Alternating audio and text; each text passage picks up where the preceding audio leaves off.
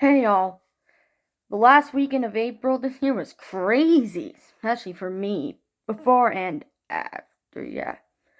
Before, I had to get some fillings done, but I did a good job.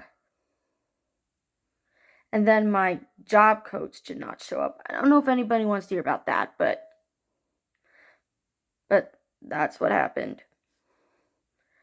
But the craziest thing was the big rainstorms we've been having lately. Especially today, as it rained a lot.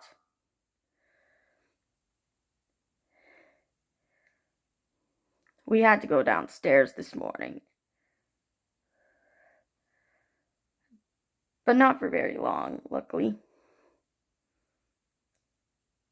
How did you handle the big rainstorms we had today and even the rain this weekend? Now, tomorrow, it's very likely that we'll get some more rain, specifically in the afternoon and evening. I hope you're prepared for some more rain. And if you have to be out all day, I do feel bad for you. As long as I don't have to be out in the rain all day, I'll be fine. I'm fine, like always. But that's all I have to say about this last weekend of April this year. Till next time, bye.